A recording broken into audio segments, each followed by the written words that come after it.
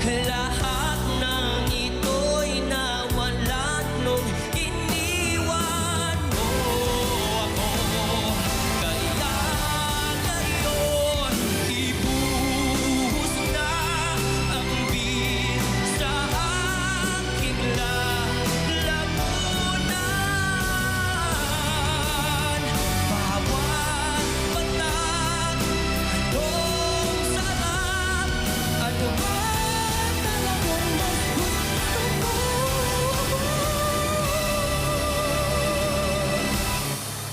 Ang beer na to o ang pag-ibig?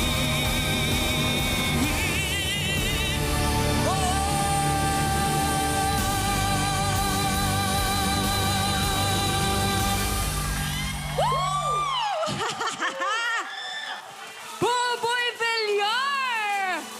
Nako naman talaga, pati nga ako pinapawisan ka. Shucks. Pati- Yung pati yung kamay ilong- ko napunta lahat sa kamay ko. Ha? Wait Oo lang. nga eh. Pass out lang ako 5 seconds. Okay. Pero alam mo, grabe ka, Buboy. Kasi nung last na performance mo na talagang na-witness ko ay talagang pinagpapawisan ka talaga ng husto, no? Pero ano ba ang naging atake mo dito? Dito sa performance mo? Kasi nakikita nyo naman, nung nakaraan po kasi, Korean kasing atake ko. So Oo. ginawa ko na, hindi na ako lumayo pa, nag-Korean attack ako, pero rockstar version na may Ayun. ballader, na may pagka-opak.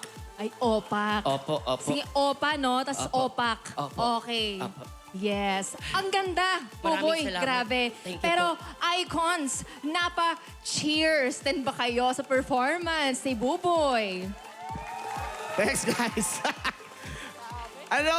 Ang galing mo, Buboy. Kasi, ano ba, kilala natin siya as a comedian. Pero, ang galing mo palang kumanta. Napakagaling. Sana wag mo masyadong galingan para naman makanta pa rin namin yung beer. Kasi same key yun eh, di ba? Same key mo kinanta. Saka gumawa siya ng genre bago. Ano? Yung opak. Opak. Opak style. Kaninong version yung yung parang pinaka talaga tumatak yung opak version ni Buboy Villar? No? Oo naman. Kuya- Sobrang tatak-tatak. Tapos yung pang engrande yung last note niya eh, di ba? Di ba, Oo. Kuya Buboy? Jokes, tanong ko lang, sino ba yung sa inyo nagsulat nung beer? Si Jazz Nicolas. Kuya Jazz. Grabe. Sobrang solid. Galing. Anong masasabi mo, Kuya Jazz? Bill, ikaw pala nagsulat Ganda, ng... engrande, and Grande, punong-puno ng emosyon. Naku po. Kung alam nyo lang po, umiiyak po ako sa loob. Sa loob lang. Opo.